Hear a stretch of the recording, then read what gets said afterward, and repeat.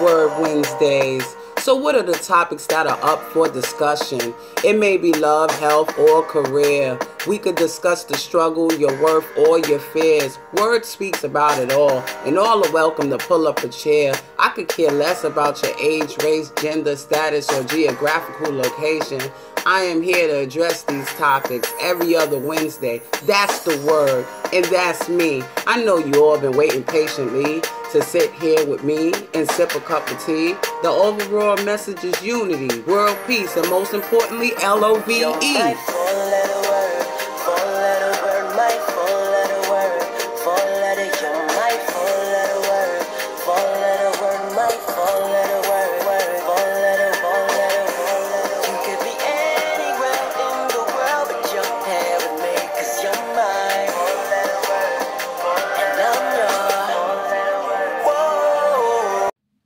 Welcome back to Word Wednesdays, and you are here with me, Nina St. Cyr, the founder of Written Smith 101. To learn more about me and the services that I offer, please visit the website at www.writtensmith101.org. Today, the topic that we are going to discuss is ego. We are going to talk about what the ego is, the purpose of the ego, and how to train the ego. Now let's look at what the ego is. Or shall I say, what it isn't. First, let's talk about what it is. Ego is the beast or the child. And the reason why I say that is because your ego can be your inner beast or your inner child. Let's look at how the beast looks compared to the child. The inner beast is aggressive. The beast is reckless and domineering. Meanwhile, the child is easily hurt, easily offended, and insecure. The purpose of the ego is to defend and to compete. The defense, when it pertains to the ego, comes from the inner child. Because the inner child is constantly defending his or her insecurities and his or her hurt feelings. Now, when we speak of the beast, we speak of competition. The inner beast is very aggressive and very reckless and domineering. He or she is motivated by one thing, and that is to win at any cost, and it doesn't matter who he or she hurts. Now, how do we tame the ego? In order to tame the ego, we must tame the beast and strengthen and add security to the inner child. Now, we can tame the beast with humility and humility. Notice these characteristics are found in the inner child. Because the child is insecure, that child is humble. Because the child is easily offended, that child constantly thrives or fails to thrive based on the input from humility. So basically, in order to tame the beast in the child, you would have to exchange what one or the other does not have with what the other has.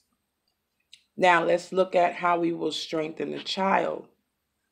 We will strengthen the child by adding confidence. This confidence is found within the beast. because the beast is competitive. And as I said before, the beast will stop at nothing. And the beast's main motivation is to win. Now, many people do not know how to tame the beast because they are easily angered by what someone does or what someone says. Sometimes the beast comes out in weird situations. You may get into an argument with your significant other, and you may go out and sleep with one or two different mates because your ego is telling you you can do it. The ego tames with maturity because the ego tells you you can do it, but the maturity tells you, why should you? It's not necessary. You know what you can do and what you can't do, but is it really worth it? The maturity thinks about consequence, while ego lives for the moment. Ego, the purpose of it is to defend and to compete. Notice the ego comes out when you feel offended, and your first reaction is to defend. Someone says something to you that offends you and hurts your feelings, your immediate response is to snap back.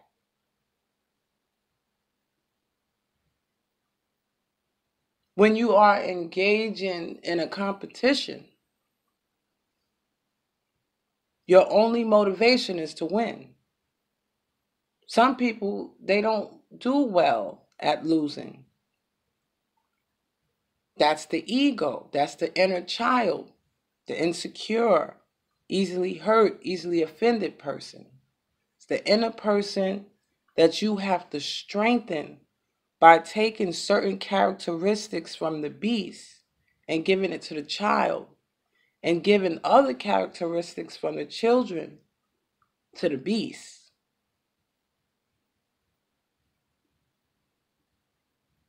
And the only way for you to master that is through maturity. Notice I said that you must learn how to tame. The young person does not know what the definition of tame means because they seek instant gratification. However, an older person, and mind you, maturity does not come with age. Believe it or not, there are some very immature grown-ups and very immature elderly people. Like some people just don't grow up. So I don't want you to get it confused that when I speak of maturity, I'm speaking of age. I'm speaking of maturity in the grounds of experience, in the grounds of being grounded and stable, and having certain issues that they've overcome and knowing what to do with those issues had they come up again, and using their wisdom to help others through these types of situations. I'm not speaking of those who are elderly or those who are old. I'm talking about those who have used these years to learn from these years, and who have applied these lessons and have used them in a manner which ensures success and understanding. Not someone who repeats the same lessons over and over again. That's not maturity. That's immaturity. So on that note, I'm going to close up and let you people understand that you must tame your ego, because your ego can get you in serious trouble. And it can also get you out of it. However, you have to know who is speaking to you, whether it's the beast or the child. And you have to know how to deal with the beast and the child accordingly. I will see you in 2 weeks. Brand new topic. Until then, everyone, be blessed.